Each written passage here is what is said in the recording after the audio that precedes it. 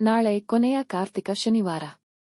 ವೆಂಕಟೇಶ್ವರ ಸ್ವಾಮಿಯ ಪೂಜೆ ಮಾಡಿದರೆ ಮುಟ್ಟಿದ್ದೆಲ್ಲ ಚಿನ್ನ. ಕಾರ್ತಿಕ ಶನಿವಾರದಂದು ನೀವು ವೆಂಕಟೇಶ್ವರನನ್ನು ಪೂಜಿಸಿದರೆ ನಿಮ್ಮ ಇಷ್ಟಾರ್ಥಗಳು ಈಡೇರುತ್ತವೆ ಮತ್ತು ವೆಂಕಟೇಶ್ವರನ ಸಂಪೂರ್ಣ ಅನುಗ್ರಹವನ್ನು ನೀವು ಪಡೆಯುತ್ತೀರಿ.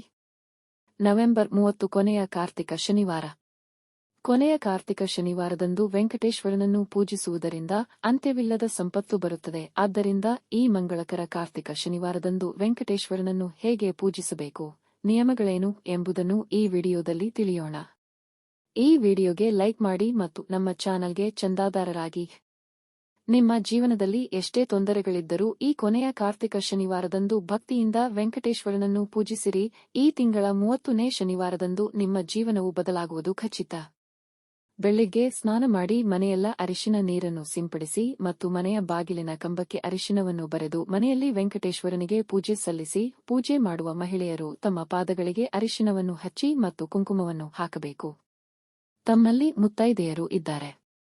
ನಿಮ್ಮಲ್ಲಿರುವ ಆಭರಣಗಳಿಂದ ಸ್ವಾಮಿಯನ್ನು ಸಂಪೂರ್ಣವಾಗಿ ಅಲಂಕರಿಸಿ. ವೆಂಕಟೇಶ್ವರ ಸ್ವಾಮಿ ಪೂಜೆಯಲ್ಲಿ ವಿಶೇಷವಾಗಿ ತುಳಸಿಮಾಲೆಯನ್ನು ಸ್ವಾಮಿಗೆ ಹೂವಿನಿಂದ ಅಲಂಕರಿಸಬೇಕು. ಏಳುಕೊಂಡಲವಾಡನ ಪೂಜೆಯಲ್ಲಿ ದೀಪಕ್ಕೆ ವಿಶೇಷ ಸ್ಥಾನವಿದೆ.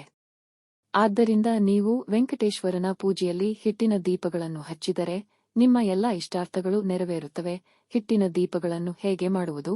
ಅಕ್ಕಿ ಹಿಟ್ಟಿಗೆ ಸ್ವಲ್ಪ ಹಾಲು ಸೇರಿಸಿ ಮತ್ತು ಸ್ವಲ್ಪ ಬೆಲ್ಲವನ್ನು ತುರಿ ಮಾಡಿ ಮತ್ತು ಸ್ವಲ್ಪ ಹಸುವಿನ ತುಪ್ಪವನ್ನು ಸೇರಿಸಿ ಮತ್ತು ಚಪಾತಿ ಹಿಟ್ಟಿನ ಹಾಗೆ ಮಾಡಿ.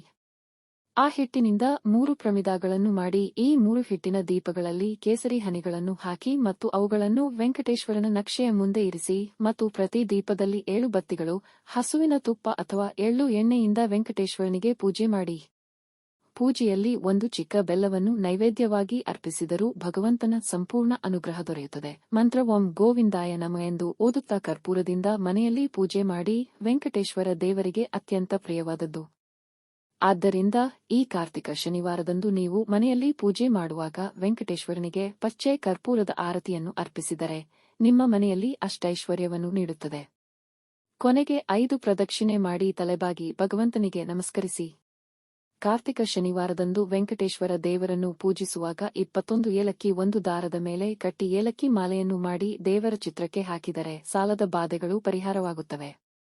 ಪೂಜೆ ಮುಗಿದ ನಂತರ ಈ ಏಲಕ್ಕಿ ಮಾಲೆಗಳನ್ನು ತೆಗೆದುಕೊಂಡು ನಿಮ್ಮ ಬೀರುವಿನಲ್ಲಿ ಹಾಕಿ ಮತ್ತು ಎಲ್ಲಕ್ಕಿಂತ ಹೆಚ್ಚಾಗಿ ವೆಂಕಟೇಶ್ವರ ದೇವರಿಗೆ ಸಾಂಬ್ರಾಣಿ ಧೂಪವನ್ನು ಅರ್ಪಿಸಿ.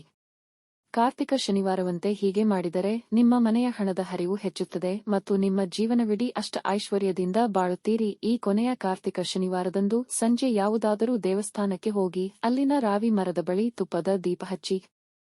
ಈ ಪರಿಹಾರವನ್ನು ಮಾಡುವುದರಿಂದ ನಿಮ್ಮ ಮನೆಯಲ್ಲಿನ ಎಲ್ಲಾ ತೊಂದರೆಗಳು ಶೀಘ್ರವಾಗಿ ದೂರವಾಗುತ್ತವೆ ಮತ್ತು ನಿಮ್ಮ ಮನೆಯು ಸಂಪತ್ತಿನಿಂದ ತುಂಬಿರುತ್ತದೆ.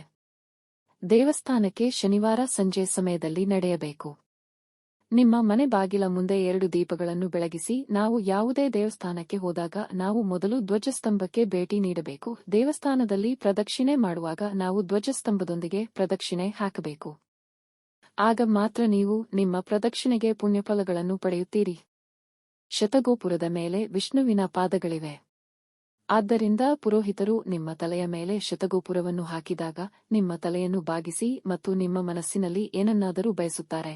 ಇದು ದೇವರ ಪಾದಗಳಿಗೆ ನೇರವಾಗಿ ತಲುಪುತ್ತದೆ. ನಮಗೆ ಯಾವುದೇ ಕಷ್ಟಗಳು ಎದುರಾದಾಗ ತಕ್ಷಣ ಆ ಸಮಸ್ಯೆಗಳನ್ನು ಹೋಗಲಾಡಿಸಲು ಈ ಕೊನೆಯ ಕಾರ್ತಿಕ ಶನಿವಾರದಂದು ಶ್ರೀ ವೆಂಕಟೇಶ್ವರ ಸ್ವಾಮಿಯನ್ನು ಪ್ರಾರ್ಥಿಸಿದರೆ ನಿಮ್ಮ ಇಷ್ಟಾರ್ಥಗಳು ನೆರವೇರುತ್ತವೆ ಮತ್ತು ಜೀವನ ಪರ್ಯಂತ ಹಣದ ಸಮಸ್ಯೆಯಿಂದ ಮುಕ್ತಿ ಸಿಗುತ್ತದೆ ಎಂದು ಭಗವಂತನಲ್ಲಿ ಪ್ರಾರ್ಥಿಸುತ್ತೇವೆ. ಕಾರ್ತಿಕ ಶನಿವಾರದಂದು ವೆಂಕಟೇಶ್ವರನ ಸಮರ್ಪಣೆಗೆ ಹೆಚ್ಚಿನ ಶಕ್ತಿಯಿದೆ. ಈ ಕಾರ್ತಿಕ ಶನಿವಾರ ಭಗವಂತನಿಗೆ ಸಮರ್ಪಿತವಾಗಿದೆ. ಯಾವುದೇ ಶನಿವಾರದಂದು ವೆಂಕಟೇಶ್ವರನಿಗೆ ದೀಪಾರಾಧನೆ ಮಾಡಬಹುದು.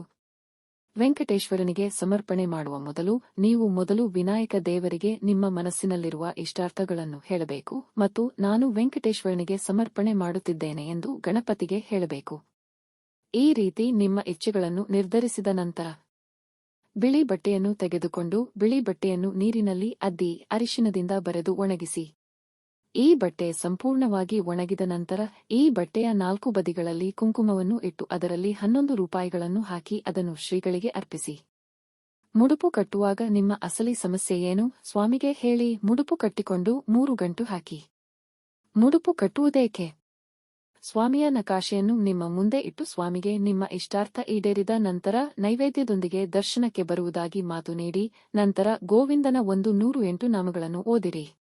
ಅಷ್ಟಮ ಶನಿ ದೋಷಗಳಿಂದ ತೊಂದರೆಗೊಳಗಾದ ಜನರು ಶನಿವಾರ ಬೆಳಗ್ಗೆ ಸ್ನಾನ ಮಾಡಿ ಓಂ ಶನಿಶ್ಚರಾಯ ನಮಃ ಎಂಬ ಮಂತ್ರವನ್ನು 108 ಬಾರಿ ಪಠಿಸಿದರೆ ಎಲ್ಲಾ ಶನಿ ದೋಷಗಳು ನಿಮ್ಮಿಂದ ದೂರವಾಗುತ್ತವೆ ಮತ್ತು ನೀವು ಮುಂದಿನ ದಿನಗಳಲ್ಲಿ ನೀವು ಸಂತೋಷದಿಂದ ಇರುತ್ತೀರಿ. ಮತ್ತು ಶನಿವಾರದಂದು ಕಪ್ಪು ನಾಯಿಗೆ ಊಟ ತಿನ್ನಿಸಿದರೆ ಅದು ಎಲ್ಲಾ ರಾಹುಕೇತು ದೋಷಗಳನ್ನು ತೊಡೆದುಹಾಕುತ್ತದೆ. ಈ ವಿಡಿಯೋ ನಿಮಗೆ ಇಷ್ಟವಾದಲ್ಲಿ ಲೈಕ್ ಮಾಡಿ ಮತ್ತು ನಿಮ್ಮ ಸ್ನೇಹಿತರ ಜೊತೆ ಶೇರ್ ಮಾಡಿ. ಹಾಗೆಯೇ ನಮ್ಮ ಹೊಸ ವಿಡಿಯೋಗಳನ್ನು ನೀವು ತಕ್ಷಣ ಪಡೆಯಬೇಕೆಂದಿದ್ದರೆ ಚಂದಾದಾರರಾಗಿ ನಮ್ಮ ಚಾನೆಲ್ ಪಕ್ಕದಲ್ಲಿರುವ ಬೆಲ್ ಐಕಾನ್ ಒತ್ತಿರಿ. ಧನ್ಯವಾದಗಳು.